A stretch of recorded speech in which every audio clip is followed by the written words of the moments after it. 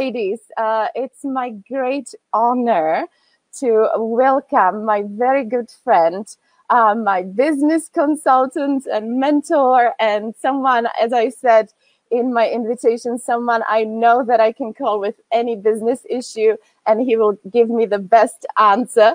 Our very first man as a guest in our club after now we've done almost 2 months, and this is our first man. So welcome, Robert.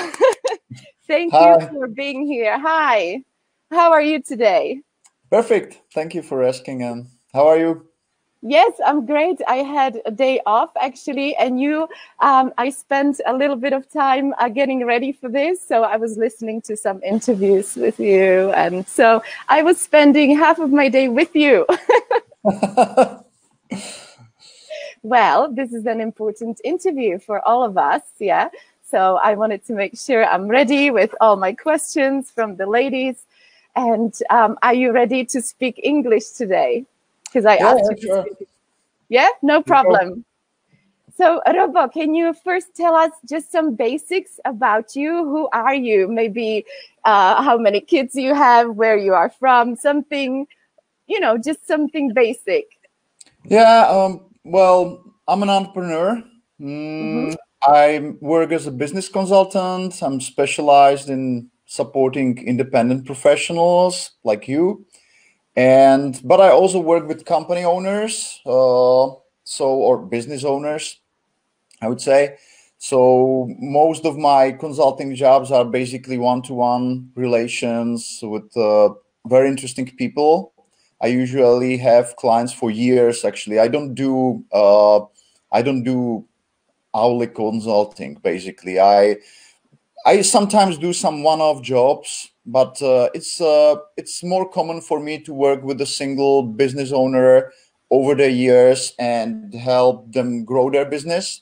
So that's what I do as a consultant.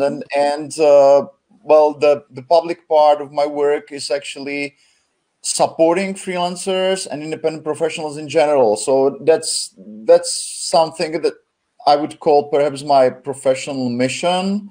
I'm a founder of a Czech freelance community in volné noze, and we are also starting at this moment basically a new pan-European community, freelancing.eu, that is basically a pretty similar concept. We just wanted to expand the concept to other countries as well, because over the time I've seen that the level of support for freelancing in individual countries is quite different. Czech Republic is already pretty much advanced in terms of like being a strong freelance economy, but there are other countries which have like very little support, very few projects helping freelancers to grow their business. So actually, like, we are expanding this at this moment.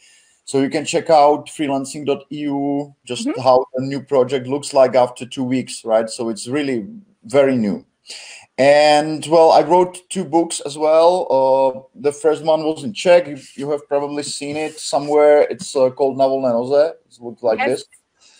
And then it was translated into English, and it's called The Freelance Way. And it's, well, it was quite important part of my life during, like, I don't know, last 3 or 4 years. But that period is over. I think like these books are finished. So we are now just offering the rights to other publishers all around the world. But I'm not like continuously writing something, right? Like, because we have small kids. So I want to spend as much time with my family, and that's it. So that was a period. I wrote these books, and I'm proud of it because it was really hard to do it. And well, improve my English a little bit as well, because on the English book, we've been working with a sort of mentor or editor, a great friend, Scott Hudson. He's an American, and he was basically editor for the book, and he was also sort of my mentor in terms of like mastering English as well. So that's the basics in a nutshell, basically. How old are your kids?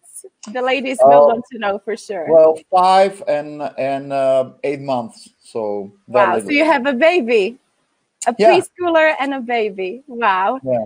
So how did you spend your day today, for example? Did you spend a lot of time with your kids? Not yet. They are away with her grandma, and so they're outside like most of the days. If we can, we arrange the day so that they can leave and spend some time off the city. So we have like large family around. So you are in Ostrava, yeah? What? You are in Ostrava now. Yeah. We switch places actually. Like we live in Ostrava. We often live also in Gran Canaria in Spain. That's our like very favorite spot for spending winter months. And we also spend a lot of time in Baskin Mountains. So we have a house there and like a family as well. So we switch places on a very flexible basis. That's one of the advantages to be an entrepreneur actually and a freelancer, that you are really, if you arrange things in a way, you are totally free to move around and you are your own boss. So that's the good thing. Yeah, you are a big supporter of digital nomading as well, yeah? Well, I wouldn't say that. Well, I definitely wrote the first article in Czech about digital nomads. But I think that the term itself got a little bit deranged in a way over the time, because now the popular image would be perhaps the digital nomad. Is someone who is, well, working from Bali or some like really exotic destination, which is part of the phenomenon, right? But I'm like much more down to earth in this regard. Like I consider a digital nomad someone who is working from a summer house in mountains in summer, right? So, or someone who goes to a conference in London or in Berlin and spends a week there, like just meeting other freelancers, meeting friends. So I'm not really comfortable with the like popular image of a digital nomad, like someone like a backpacker, you know, like traveling, because it's only part of the picture. It's fine. It's like I don't have anything against it, definitely, but I think that most of the people who I would call digital nomads are basically location independent professionals. So they are not calling themselves like in any way nomads, right? So they are only free enough to move around with their business, with their work, and so that's it. So if I have this opportunity like this to speak about the digital nomads, I'm trying to present this other and less known picture of it, you know. Maybe because I've known you for so long, and you were one of the first people I read from articles from or talked to about digital nomading. This is, as I see nomading as well. So this is quite new, the other version of nomading, even for me, what you are describing. Maybe because we are a bit older and over 40 already, we still see it as what you described as original digital nomading, I would say. Yeah? Yeah, look, I think that it's still evolving in a way. What I would stress definitely in regards of like digital nomads and this topic in general is that definitely Europe is like coming together in a way. There are much more people, you know, having clients from abroad. Of course, this like coronavirus crisis is like is a new thing, right? Like we don't know how the future economies will look like in a year or two, but I would expect that there will be still a major push towards like people within the European Union like reaching out to clients in other countries, and this market like being more like a real single market. So it would be much more common for a Czech, I don't know, to work for people in France, people in, I don't know, Switzerland, even like if it's not in European Union.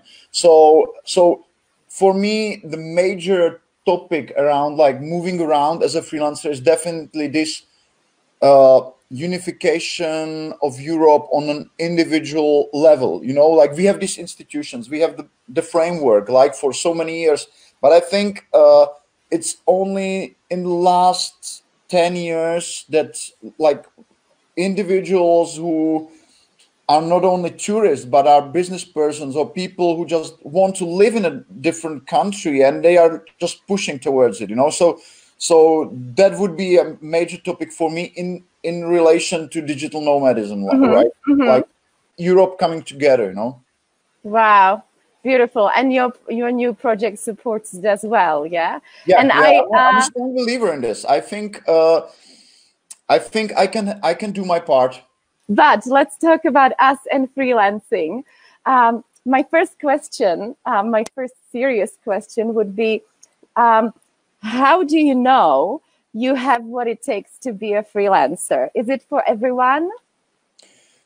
Yeah, that's a really difficult question, you know, because I think you can never know actually until you walk the way and until you walk the full journey, you know, because there are definitely periods in freelancing. Firstly, I need to say a few things about freelancing in general, just to make clear, like what are we talking about, right?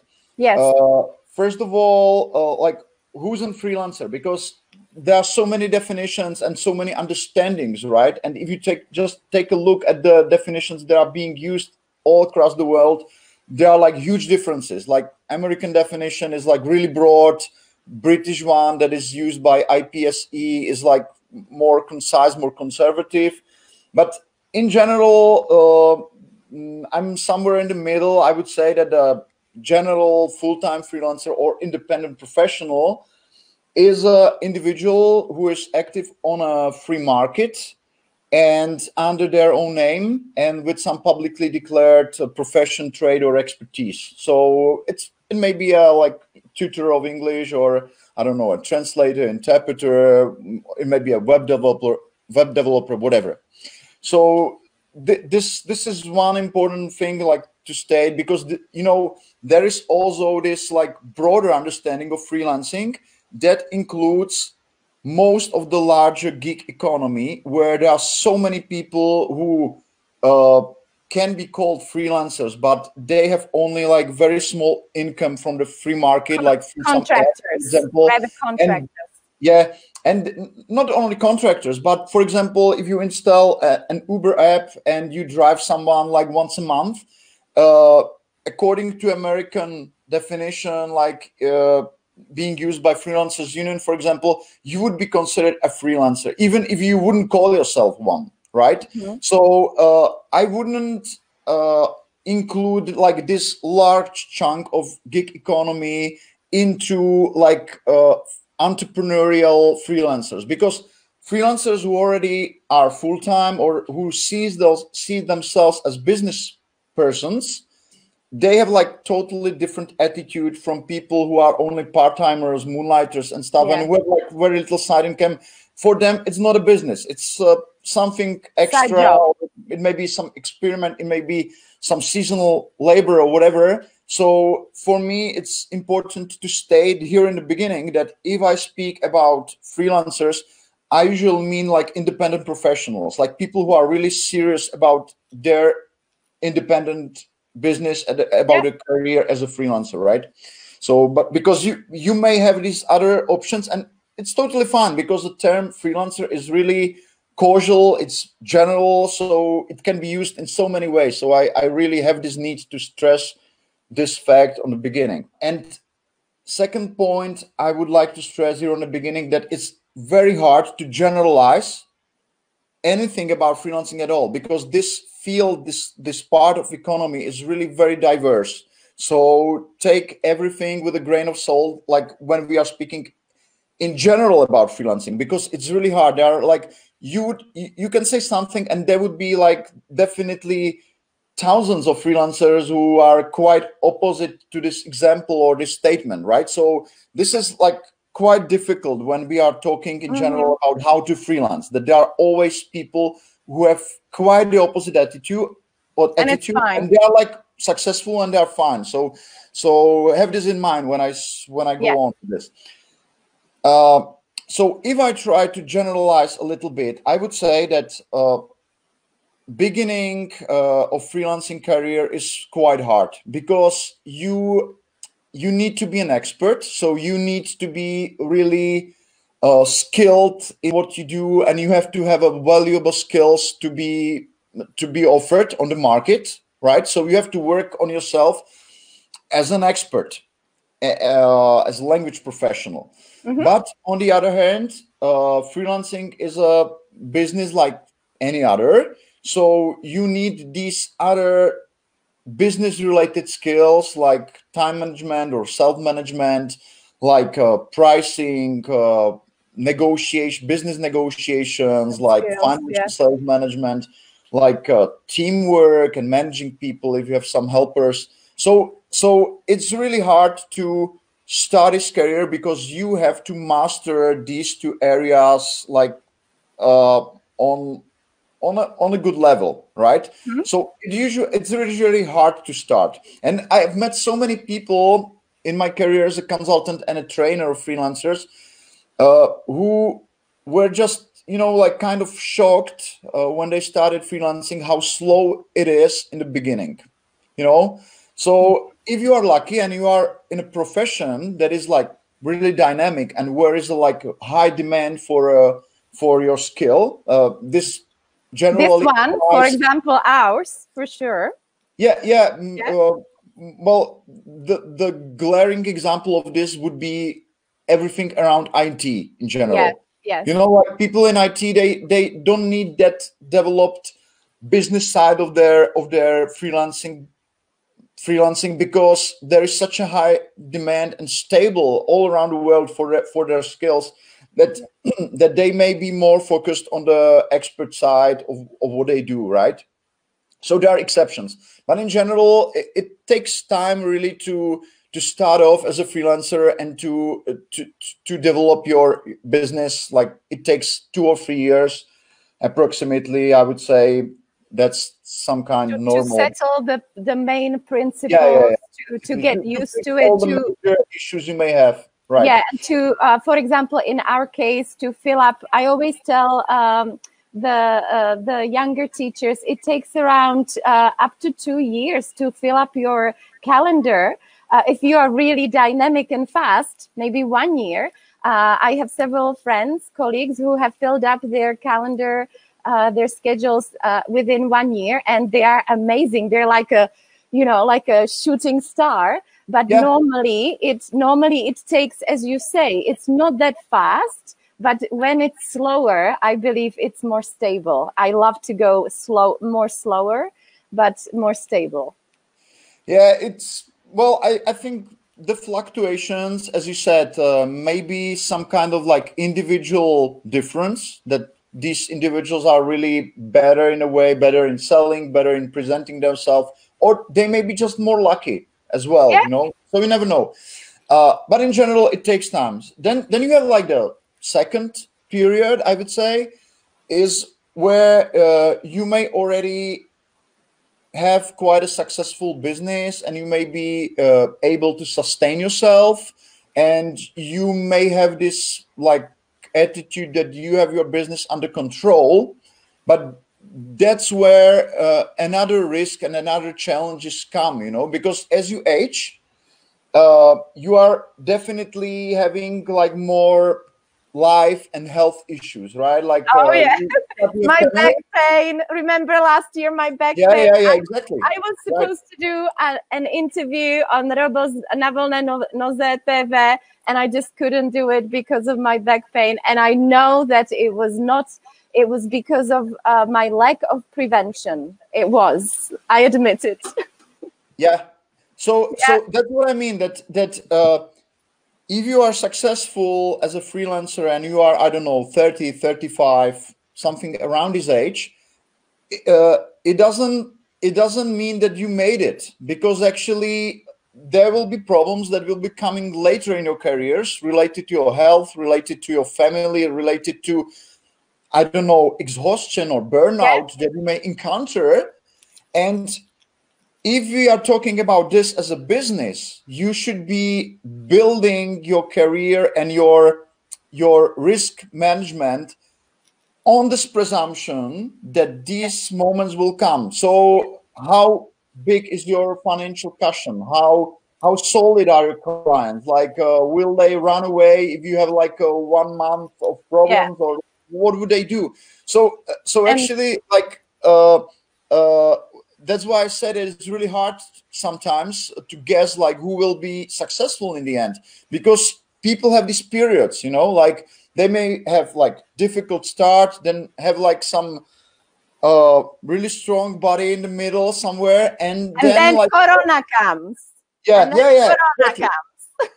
So if I go back to your question, like how to find out what if you have what it takes to be a freelancer, you never know. That's what is hard about it. It's actually a real business, and only the tests like given to you on this journey by this business, by your customers, by the situations you encounter will show whether you have what it takes or not.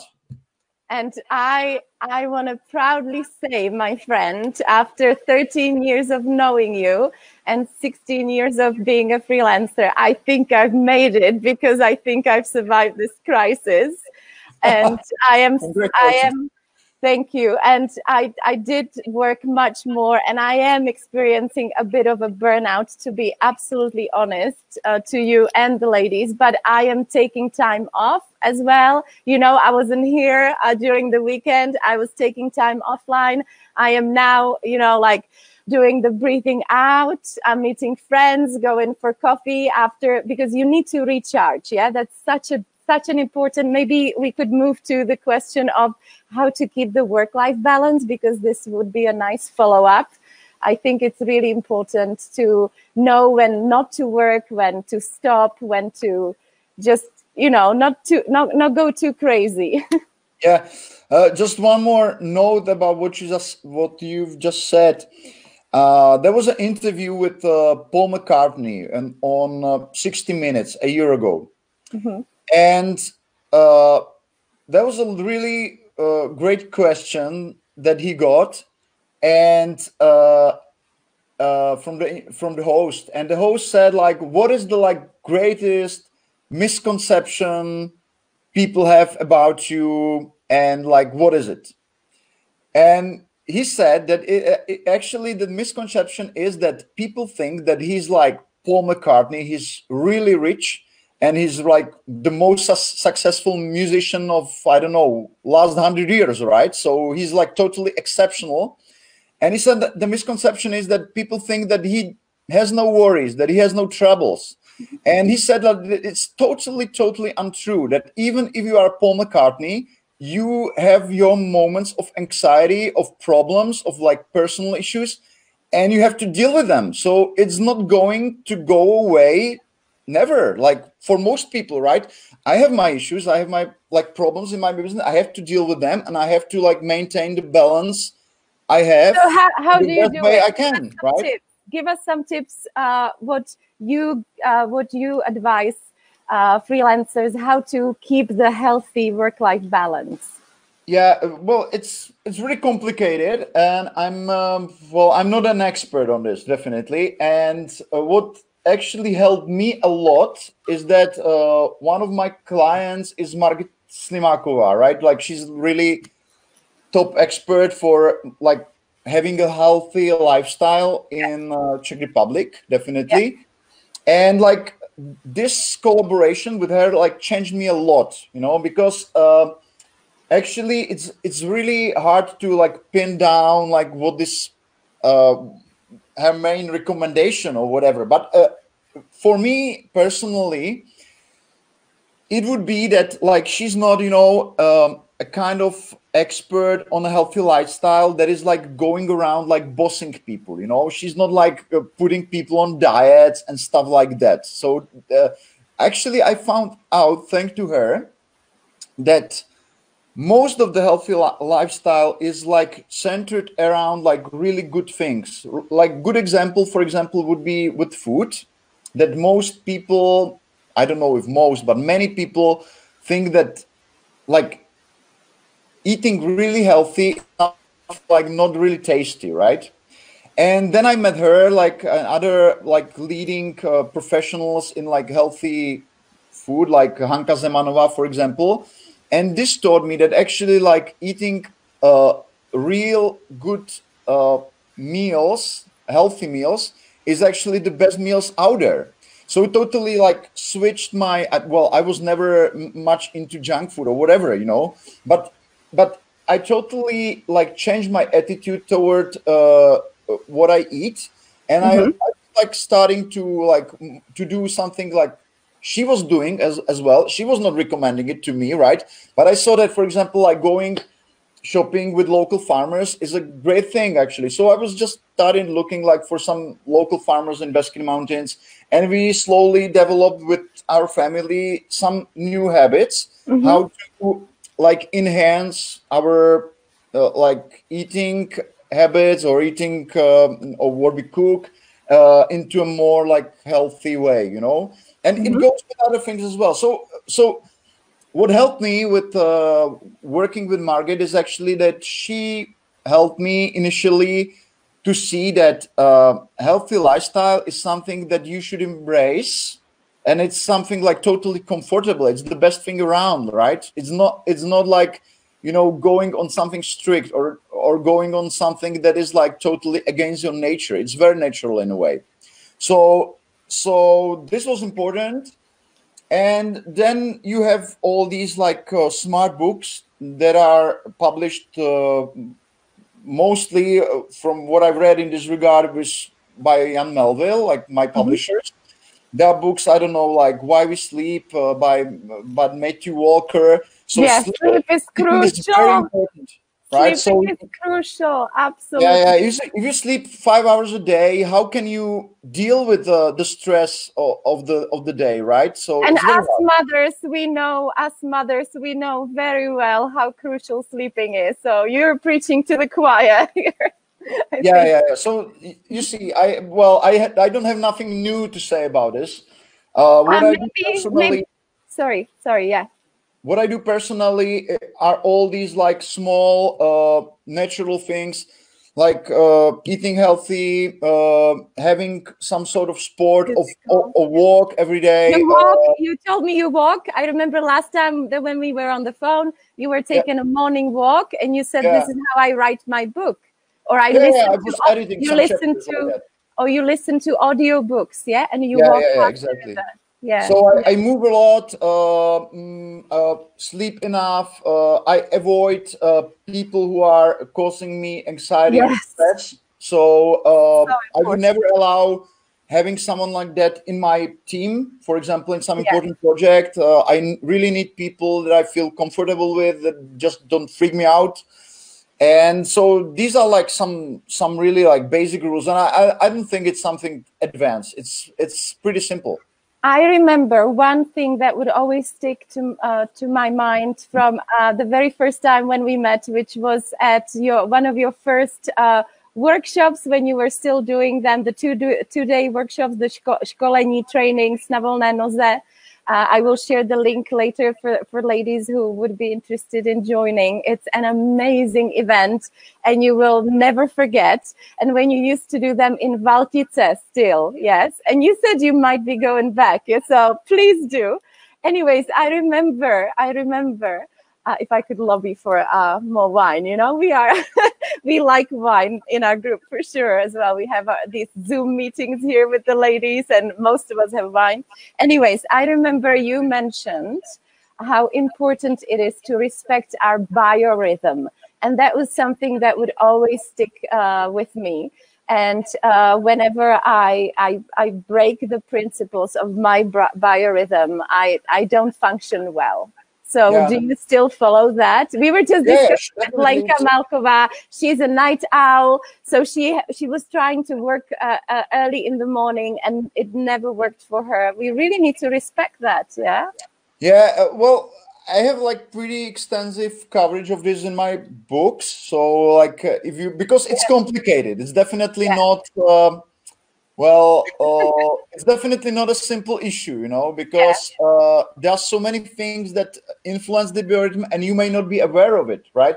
For example, you have mentioned wine, and alcohol is something that definitely influences like your level of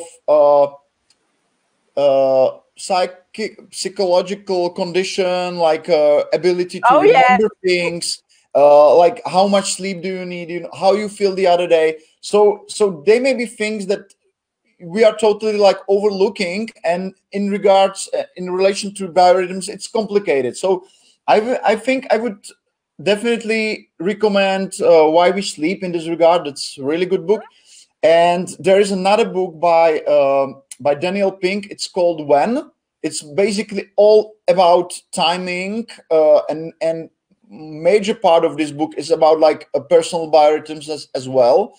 It's basically a summary of other studies and like sources. So it's not original research, it's secondary research, but it's a nice summary of like how people are able to listen to their biorhythms a little bit better. You know, some of this is inborn, but some of this is like culturally influenced, and there are like things that influence it, what we eat, like how we move, right? If we drink or not, that's it. Yeah. Yeah, yes, it does sound very complex, but I want to go back to basics and not scare the ladies so much, because after all, if I remember my beginnings of my teaching career and freelancing, and I was like completely lost at the beginning. I had no idea what I was doing. And then I met you, and I started thinking about, because I was looking for someone who would show me these basic principles, and that was great. And then I started thinking more deeply about it, but it wasn't so hard. It wasn't so bad at the beginning, because I think when you love it, and we, all of us here, English teachers, we love our profession so much. We love our clients. We have been talking here about how important it is to attract the right clients, to really choose. Yeah. So we are all working on like making it nice, surrounding ourselves, as you said, with positive people. Yeah. Having the nice social bubble. And yeah, there are always these hacks and tips and tricks that we could improve. I would like to ask more about some basics, like what we shouldn't forget to have on our, if we can call it a business plan, or let's just call it a plan, a basic plan for a freelancer. What shouldn't be missing? What should not we forget? Yeah, well, it's also a hard question, because basically business plans are not an issue in freelancing, right? So it's a term from a company style of management, of running a company, starting a company, and it makes sense because if you are starting a company, you are probably making some like larger investment, and you want to avoid the most probable problems before you even start, right? So I totally agree that business plan is necessary when you are like putting investment into your business. Yeah. But with freelancing, it's very much different. What we see in practice is that actually most freelancers are like finding what they are good at by gradually exploring their potential and testing it against real market. So I definitely wouldn't recommend as a strategy just to think about how you would be freelancing like for 3 years, you know, like imagining like no, that doesn't plan. That's really that may be useful in some cases, but in most cases it only puts you further from the moment where you are in contact with the real market. And that's very important thing. If you are thinking about like running your business, just be in touch with real clients and have several assignments, several jobs, like real jobs as a freelancer. I mean, and not jobs like being employed, and have this like feedback from the customers or from the clients, and there you can start really grasping the idea, like what's your real potential, you know, like, because you may have a great potential in what you do and your profession, and you only start exploring it by actually doing the thing yourself, and not by, you know, like conceiving some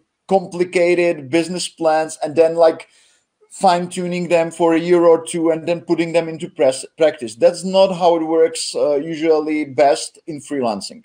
So when we speak about freelancing, we usually speak not about business plan, but more about like career strategy. That's something that is very important.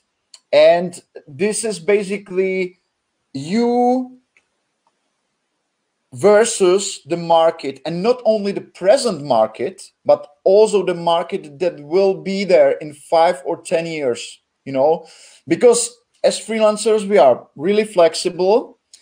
We often work in professions or fields that are totally exposed to various disruptive forces. For example, your profession might be pretty heavily disrupted by some online teaching or some like international services that would enable anyone to be connected to a native speaker, which has a great value, right? For and it's happening. It's happening. Yeah, it's changing. So the career strategy absolutely needs to honestly approach these challenges and to be able to project yourself as a professional into not into a next month, but into a next decade, right? And because usually as freelancers, we don't have a business plan for 2 years and that's it. We need to have some kind of vision, like where we want to be, like when we are 50, when we are 60, like where I'm going to, right? So I just want to conclude this, that basically I would be much more I would be recommending to think about your career strategy, not about business plan. Business plan is for someone who is studying a language school, right? Yeah. Because you are putting money, you are just risking your assets, right? So it makes really good sense to do a business plan. But if you are a freelancer, if you are an independent professional, I would be much more like oriented towards my career goals, you know, because it's not about a business. It's it's also about you and your elementary satisfaction with what you do, you know, like it's your why you do it. Also no, I mean, like if you wouldn't be happy with what you do as a freelancer, it would be definitely perceived by your customers, and then it would hit you in a secondary way, like they wouldn't be willing to pay much for a person who doesn't like their work. Like if you are looking for a freelancer you want to work with over the years, you definitely prefer people who have some kind of like positive vibe around them, you know, like they really like what they do. They are like educating themselves. They have some kind of like direction. If you just encounter a professional who is like obviously bored with what they do, or they don't like their clients, which is crazy. I mean, like, I would never would like to work with a professional who has this attitude towards clients, you know. So that is dangerous, you know. So you have to think not only about like the future of your business, but about your general satisfaction with that. If you are somehow like fulfilling your potential, because that is the good precursor to being successful as an independent professional, that you like your job, that you like improving, that you like, you know, inventing new things, that you like meeting others who are on a similar path and stuff like that, you know.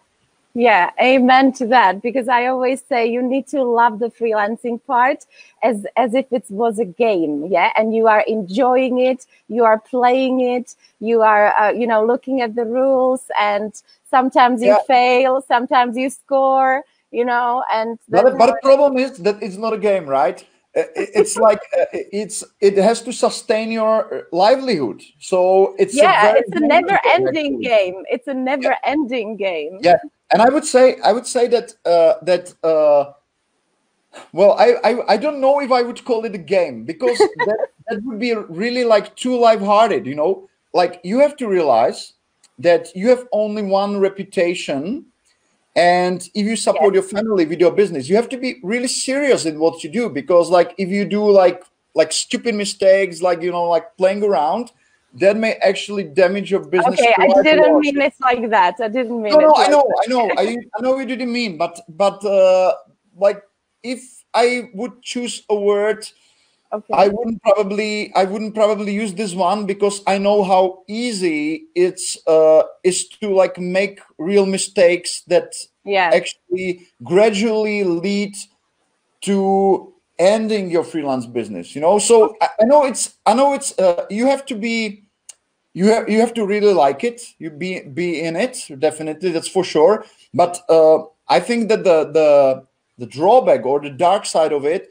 is that there is like a limited space for making errors, you know. Like, your clients don't want you to do like mistakes, and, you know, like doing like some really like bad omissions and whatever. So you have to stay professional. You have to stay focused, you know, on what you do.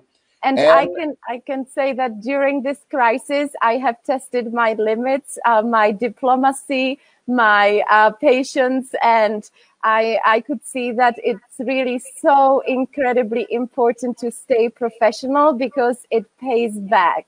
It really it pays off. Yeah. May I have this question that is a nice follow-up to what you said when you mentioned building your brand, how important it is, building your reputation. Teresa, she asked, I wonder how to get a realistic and positive public feedback of your work, because I had several students, after we finished our cooperation, I asked them kindly for feedback, or anything I could improve for the following students. And they mostly said they were satisfied. No one wrote any words on my page, on her Facebook page. So I'm still wondering what the reason is. It doesn't feel right to me that either they pretended their good appraisal and were insincere, or just unwilling or lazy. So she says, how do you ask for testimonials that you actually get, and for feedback? I've read that question. I was addressing a similar issue in the book. It's actually like, you may incentivize slightly your clients to give you a recommendation, for example, by after you have some kind of relation with them, like, I don't know, several months or perhaps even years, that you just give them 1 hour for free if they take time to write you a recommendation. You can always say this. I think it's okay, but I wouldn't press for recommendations or testimonials, because you may come out as a bit pushy, you know. Like, it's no obligation for a customer to write you any recommendations. That's it. I mean, like, it's not, they're paying you for your services. So I wouldn't push. I definitely wouldn't push, and I personally never do it. When you gradually be more like confident and self-esteemed in what you do, you gradually will see the point where you almost automatically get the recommendations you need, because you see that you have this like really good relation with the client, that it's somehow personal, that you are almost friends, and that you trust each other. And at this moment, when you have this like total grasp of your like of what level of relationship you have, that's where you will be getting the recommendations really easily. From how the question is constructed or phrased, I would say that you don't have this level of confidence at this moment. So at this moment, I wouldn't push for recommendations. You may come out as really well pushy, you know, like. So maybe not just recommend such a request. They wouldn't be like really maybe polite or she whatever. also meant it more as like, I want honest feedback of my work. And I know that sometimes we discussed it with several of my foreign colleagues who always ask for feedback at the end of the courses of the Czech students. And they say, you know, Czech people, they don't like to say anything negative. They are really shy. So could it be also that people don't like to give negative feedback, like tips for improvement? Because that's what also she was looking for, I understood. Yeah, you know, like you're right that part of it is a cultural stuff, Yeah. you know. But I think that like there is this like broader base that a client is paying for something and he wants to get it. Like he don't want to be bothered, right? You know, I see it so many times as a client. You know, I want to pay for professional services, and I don't want to be bothered with questionnaires, with stuff like that. You know, I just want the stuff. Give me the stuff. I'm paying for it, and I don't want, you know, to spend like time giving feedback. So this may come out as a little bit harsh, you know, but if you think from the perspective of the client, he may be quite happy. He may be quite happy, but he just don't feel comfortable like giving some explanations or whatever. And I think you may already have their positive feedback, because if they are hiring you again and they are looking forward to your lessons, that's a feedback you are getting, right? Because if they wouldn't be happy, they would just go probably seeking someone else, you know. So and here we go, like to another like difficult question of freelancing. Like that's the difference between having a good reputation and having a personal brand, you know. Like people usually mix this together, but you absolutely need to know that these are like two totally separate things, and they are not like in any way compatible. Or, well, partly yes, but it's difficult. You can read my book to get into details, but just let me briefly explain it. Please, yeah. Reputation is other people talking about you on their own behalf behind your back. You have no control over it. It's like satisfied customers or unsatisfied customers talking about you, recommending you, like mentioning you somewhere. And this is how a real reputation is being built, you know, that you are doing excellent job over the years and people spread the word, you know. But on the opposite, personal brand is basically a part of marketing. It's part of personal marketing, and it's mostly like you talking about what you do, like promoting yourself, like creating or recreating your personal image. So it's actually activity where you are trying to motivate other people to talk about you in a certain way or to perceive you in a certain way. So they're totally different directions, you know. And I would say that like receiving like spontaneous recommendations is from the part of the like reputation, that people just recommend you and that's it, you know. Like you don't have to do anything for that, you know. Word of mouth, collecting testimonials, you know, like pushing people a little bit to give you some is on the other half. It's on the heart of building a personal brand, which is a legit part of like freelance business.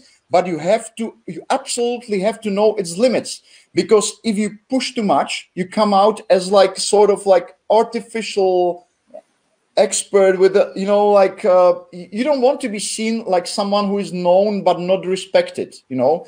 In every area, in every field of human endeavor, there are people who are quite well known, but if you ask their colleagues whether these experts are really excellent, they would say no, they're just well known, you know, because these people are investing time and energy into their self-promotion.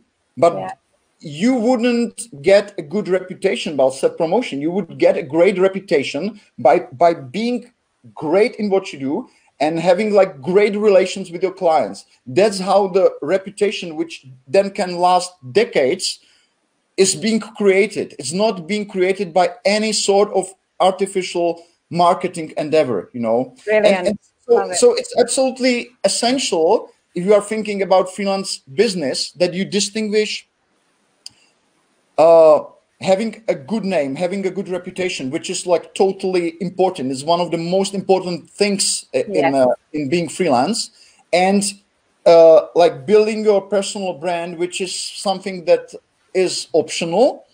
And usually I recommend it to freelancers only on a basic level. So for example, like take a look at all your like profiles and touch points where you present yourself, and like harmonizing them a little bit, you know, like unifying giving them, them like a unified front, like logo, or not logo necessarily, but the type of speech you use, like harmonizing everything.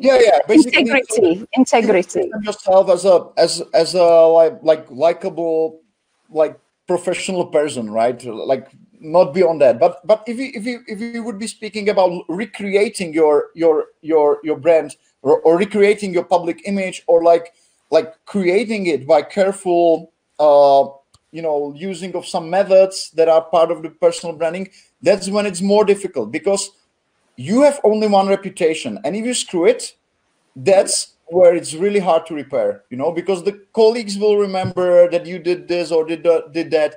And I have to end this on a like more personal level as well. Like probably the most expert people I know in various fields are usually people who never invested anything at all in their brand making. They only do a great job, and they are respected by colleagues because they are total experts, and they have this reputation of being helpful. When you come to them and you ask for advice, they help you, whatever. There's a great book about this. It's called Give and Take by Adam Grant. Okay, I will point it out to the ladies when I write a summary of our interview. Wonderful. Thank you so much. I think this also goes hand in hand with attracting clients, because some of the ladies ask, how do I attract the right clients? How do I attract my first clients? That would be my answer as well. Just building your reputation as an expert in the field, in your area, or in your circles. Yeah. What else? I would just amend this in several ways. First of all, there are pretty good resources or service that point towards the best ways to promote yourself as a professional, right? And if we take a look at our survey that we did here in Czech Republic, or if you take a look at surveys that are done in other countries, including states, most of the like top sources of new clients for freelancers are various kinds of like social bonds. You know, they are either soft or strong. So they would be things like good reputation, contacts, networking, using social media, partnership with colleagues and stuff. Partnership, you know? Absolutely. Yeah. And the only between the top 6 sources that is usually coming up strong, and it's not a social bond of one way or another, is having a website and being like findable by online search, because people are actually looking for professionals, and that's why we run na volné noze CZ, and that's why we run Freelancing EU, because we know that customers are actually looking for professionals, you know. So so we know by solid sources that freelancers gain most of their assignments, most of their jobs, by being somehow connected or recommended. So from that follows that being isolated as a freelancer and not like extending and building your network in a natural way. I have to stress natural way. It shouldn't be like pushy again, you know. So this is like a major source of like new work.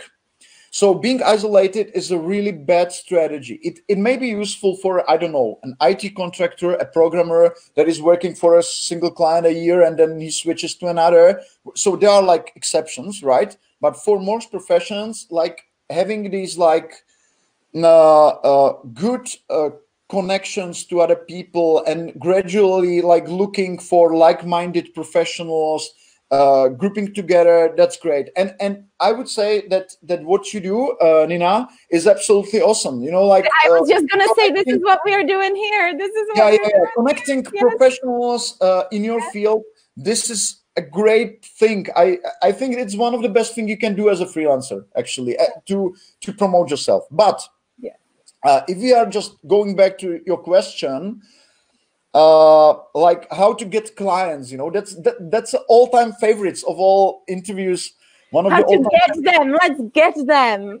And I have to say that it's also a little bit, you know, like misconceptualized question, you know, because it's usually coming from someone who is either on a very early stage of their freelancing, or who has just some like broader picture of how the business is conducted, or have some experience from like company style of management, you know, because a company has theoretically unlimited production capacity, you know, because you may always hire new people and you know, grow with unlimited power if you want and if you can, if you are able to manage it all. So for a company to actually like getting clients and getting leads is one of the most important parts of running the business, actually. But it's not the case with freelancers, because with freelancers, if you just are at least a little bit successful, you will very soon find that you have like a totally limited capacity. Your production capacity is limited. And if I need to quote someone, I would quote Michelle Loscott, which is a great Michelle, I know, on social networks, and I would quote her like a quip that people usually think that getting clients is hard with freelancing, but actually, what is hard is turning down clients, turning down assignments that you know would be great, but you just don't have the capacity, and your pricing, your time management is not prepared for this, actually. So you have to like sell your capacity in the best way possible, because that's what you sell. You sell your time, you sell your knowledge, right? So basically pricing is very important. We haven't even touched that issue. We will more with Madla. I didn't want to go more deeper into marketing and these things, because we will speak about it very soon. So we don't have to.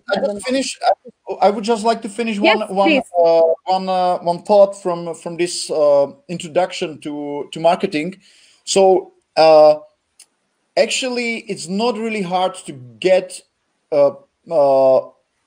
clients, or to be fully booked by clients who pay really low. Yes. You know, like, if you want to be teaching for, I don't know, 150 per hour, you will have a booked calendar pretty soon, right? I'm sure you all know that, you know.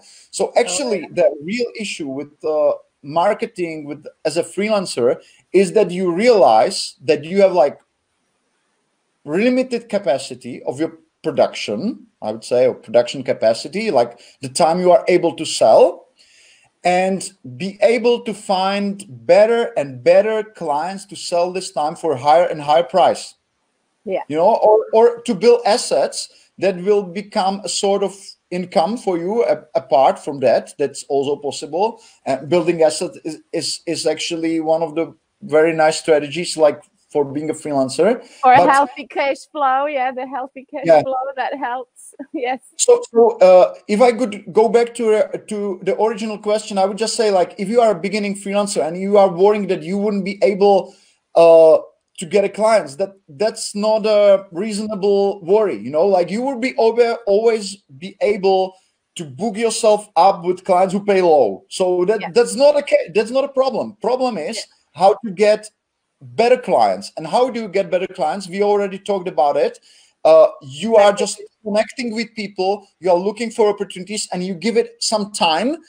until you meet these people and until you build these relationships, and somehow one day you will find a client that would book, I don't know, half of your capacity, but pay really well. And then you are in a completely different situation. You will have like one client paying really high for half of your time, and you would be looking at with completely different perspective on the other half of your time. So you see that you have these like really low paying clients, and you are just starting to think about how to upsell these to pay higher rate or whatever. So that's how you grow as a freelancer, that you start on really low rates, like doing not a great work, but basically and 7 o'clock in the morning, I remember getting up 3 times a week, 7 o'clock in the morning. I hated it because I am a night owl. I used to be, before I had a kid, I used to be a night owl, and I hated it, but that's how I started. That's how we all started. Yeah, exactly. So you are gradually able to find better and better paying clients. That's it.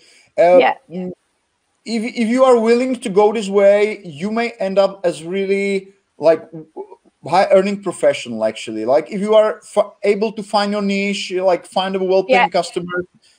Yes, and I am so glad that I went with the idea 10 years ago of really narrowing my niche to women only, because that has brought me so much fulfillment, what we talked about at the very beginning. And at the same time, I can choose the clients I work with. They tell each other, and it spreads naturally. And there is a very nice combination. It just happened to me, where I was like mixing the two, the reputation and the personal brand, like the little bit of pushing, but because I knew that I had very good relationship with the people. So most of them were sending me feedback naturally. And then I knew where I could, like push a little bit and ask for more. So that really rings a bell, everything that you're saying. That I confirm, ladies, I confirm. So what to do to keep the cash flow healthy, especially for us English teachers? We are very small freelancers with what we do. We don't usually make millions or hundreds of thousands. So how to, like, on a small scale, I would say, what mindset should we set for our healthy cash flow? So if you move on to managing your finances, that's actually a pretty sad part of freelancing in general. Like when Freelancers Union asked in one of their annual surveys, freelancing in America, how many freelancers actually understand their finances? Only 41%. I listen to that they do, which is like totally crazy. How can you be a business person and not understand your finances? That's very dangerous situation, actually. Ladies, do you understand your finances? Okay, so I would just say one thing, like to introduce you to this subject. You may have a natural tendency, and it's quite common among freelancers, just to totally overlook this area, like not managing your cash flow, not doing any financial plans or whatever. But it's a bad solution to the problem. You are actually maybe running like conceived invisible risks by having this attitude in your business. So financial management is really very important, especially if you have debts, like of any kind. For example, you are paying the car or your house by mortgage. Or if you have a children and you have to sustain your family by work, that's your responsibility. And then I have like several strategies. Most of them are described in the book, right? So if you just go to a chapter on financial self-management, it's described in 5 steps. So I would just describe them very short time, because it's a complicated topic. I don't have the time here to explain it completely, but I would just start by the first step would be like keeping really good records, because you need these records. You need to record invoices, you need to record like turnovers, like having really reliable and solid statistics of your business that you can go back. Well, for example, I can take a look at my business at year 2006, and I know, and I would know how was I doing in May 2006. Yeah, it's very important. Also the seasonal, ups and downs, for the waves. That would be the first thing. Like going into this. Second would be starting to deal with financial swings, which are often caused by like major spending in some parts of the year, because you are paying taxes or you are paying like the rest of your insurance. Or it's Christmas and you have to buy Christmas presents. Yeah. So I would just start to manage like big swings if possible. There's an instrument in the book described in detail that you can use. Then the third phase would be probably to control your cash flow. So like really record your spending by using some app or like keeping your records and know exactly like for what you are spending, how much, and have this like good overview, like where the money goes. Because if you are earning some money and you sometimes ask yourself like, where the hell, where has it gone? Where did it go? And you don't know, you are the best candidate for actually like controlling and monitoring your cash flow. It's pretty easy. Nowadays we have like special apps, we have credit cards like Revolut that basically record what you spend. So it's pretty easy. Yeah. Then there would be fourth level, and it would be financial plan. So trying to predict your business for the period of, I don't know, 1, 2, 3 years. And like if you have a plan where you see your future scenarios, like optimistic, pessimistic, or realistic one, and you have like the projected level of spending, you may see like where are you going financially. It's not hard. It takes, I don't know, 4 or 5 I can do it. Yes, I do it. And it gives me a very good feeling, some kind of certainty that I am going the right way. It always calms me down when I am a bit nervous or stressed where my business is going or how am I going to do in the summer, because for us English teachers, the summer is the lowest season. Yeah. Then I look at my plan and I'm like, okay, calm down. And the fifth level would be actually to manage your wealth. Because if you are successful and you start accumulating some cash, you need to preserve this money for a later period of your life, right? Like being well off when you are older, when you cannot work that much, actually, you know. So like investing this money, like managing your wealth. You had there also a question. Like how we have like this like roles in our family, and for example we have this like attitude that, for example, I'm more working like on a daily basis, but Lenka is more like into like managing our the household, like real estate, whatever.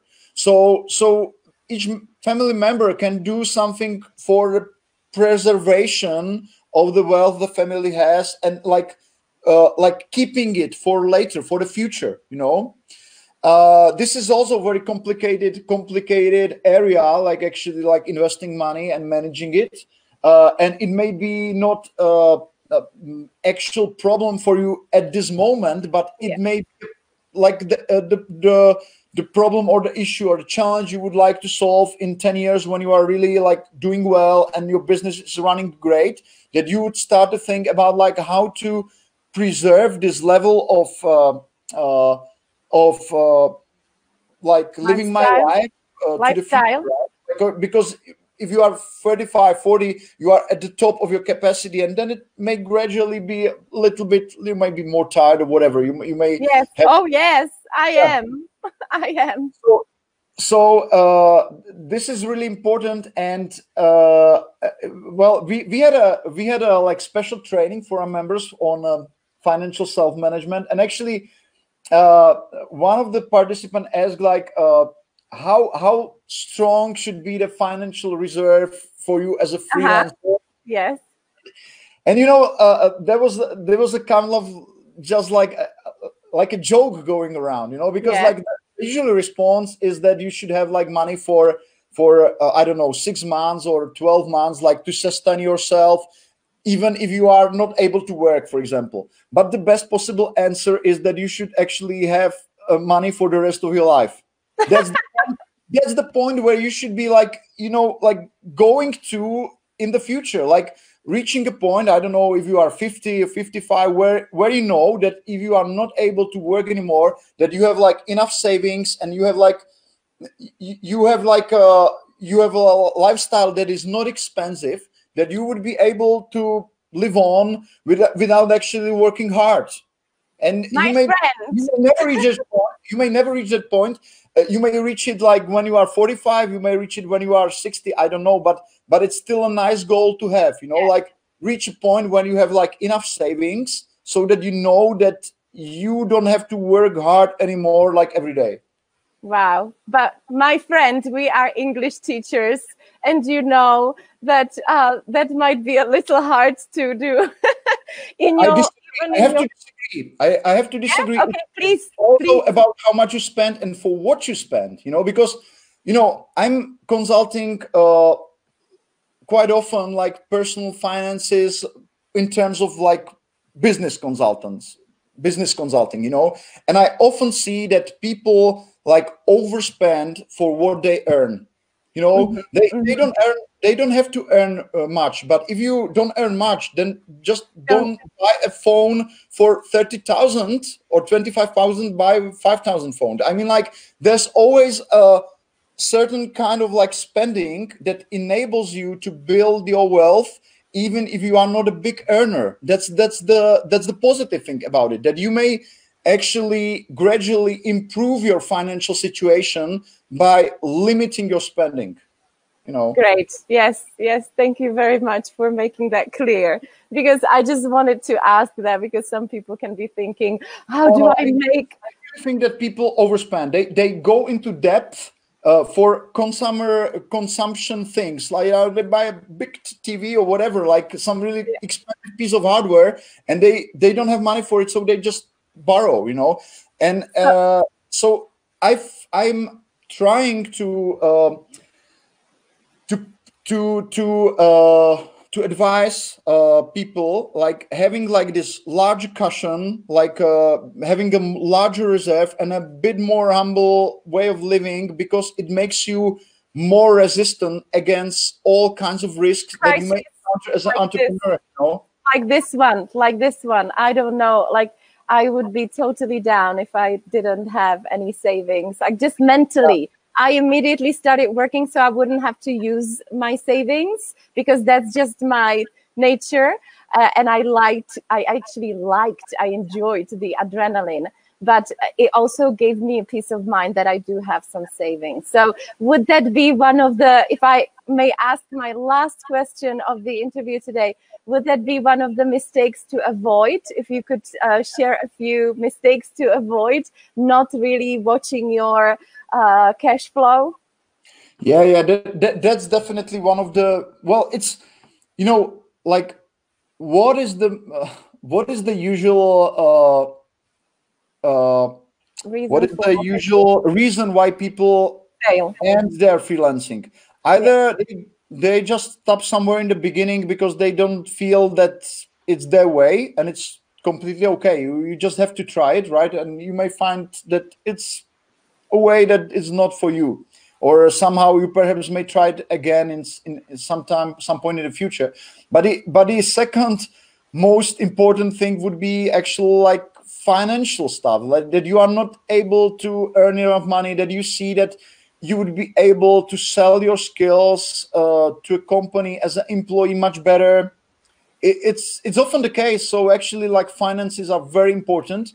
And if I would just go one recommendation beyond the chapter in my book, which covers the whole topic, it would be a video that we recorded with Vítě Válka, and it's available on YouTube channel Navolné. This is what Para just recommended here. Vítě Válka, she just mentioned. Is that it? Yeah. So he has a really nice approach. This guy is great, you know, because what he does, he's a graphic designer, you know. Yes, So yes, it's not a like top earning profession in IT, you know, but by being, you know, like low on consumption and really smart in managing money, he was actually able to pull this off, like having a really strong reserve, you know, like to pull his personal finances out of the mortgage debt, and like he's really has these great ideas and tools how to improve. And I would definitely recommend to do it, because when it all comes down, like we are still talking about business, right? So like the fundamental of this whole thing is actually like earning for living and earning to have a decent life with the profession you love. That's it. yes. So you have to manage your finances. That's for sure. Anything else?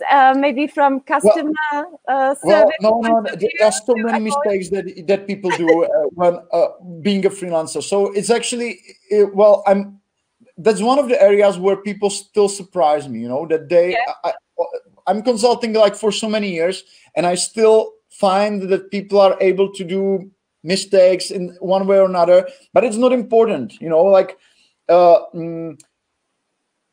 mistakes or errors are like natural part of being a business person. You don't have these certainties like that you would be doing this or that for next 10 years. So you are trying new things, and part of it is like making errors, making mistakes. What I would be cautious against are these errors in these like fundamental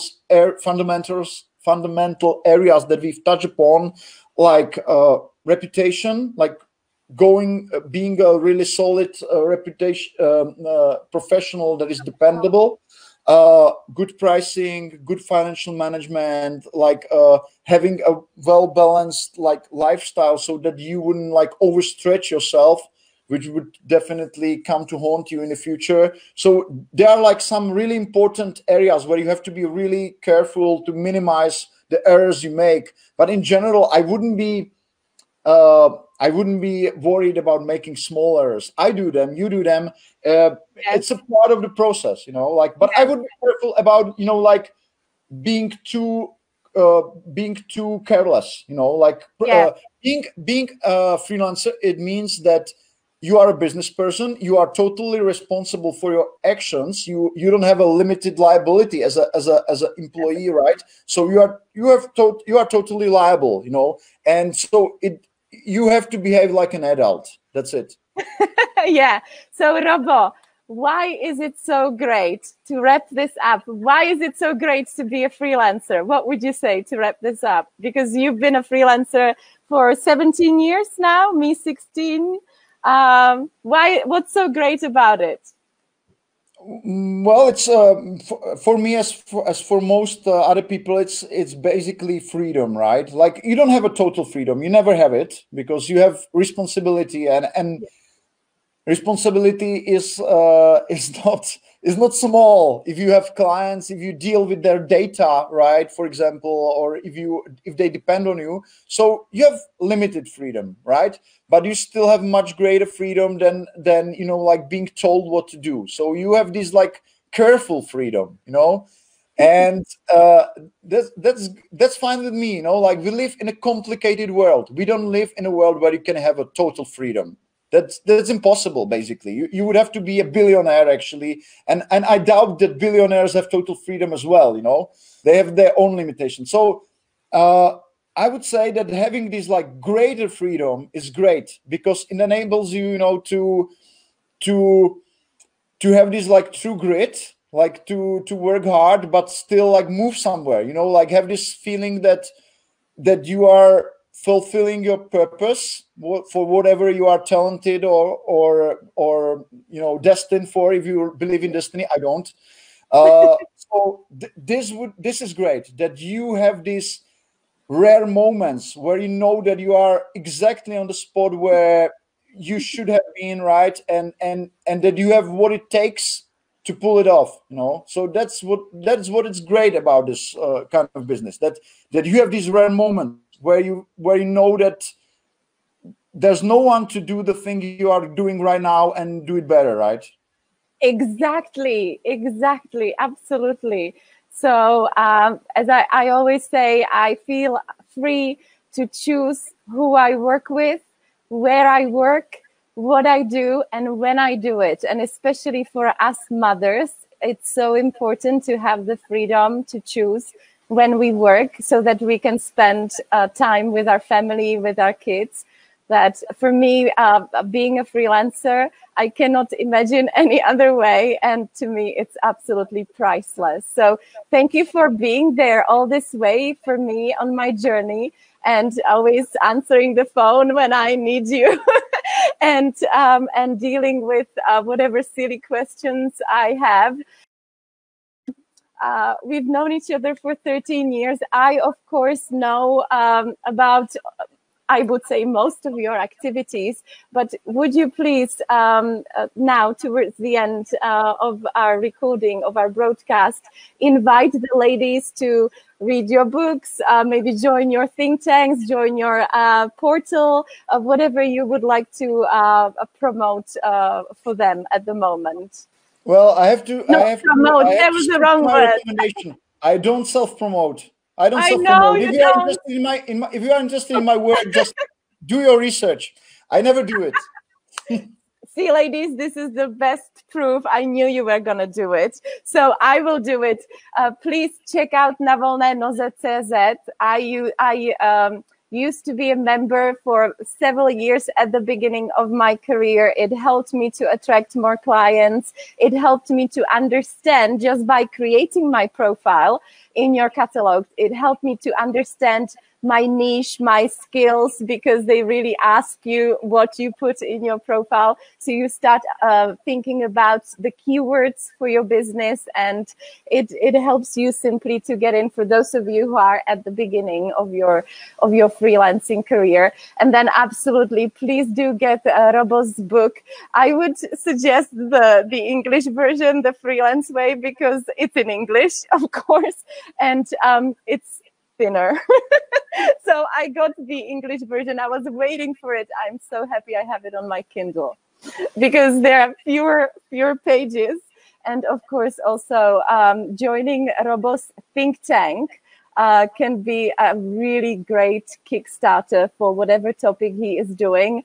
I remember several of the think tank meetings that really changed my mindset in so many different areas. So thank you for doing that for the freelancers of the Czech Republic. And I hope the ladies will start following your activities. Go to the školení na volné noze školení. You will meet fantastic people. That's where I met Madla Čivilová, who will be our guest in June, and she will go deeper into marketing and branding and pricing and all of that. So thank you, Robo, for taking your time.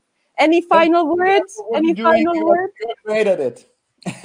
I really like the way you build a community, and I wish you all the best for your freelancing in the future.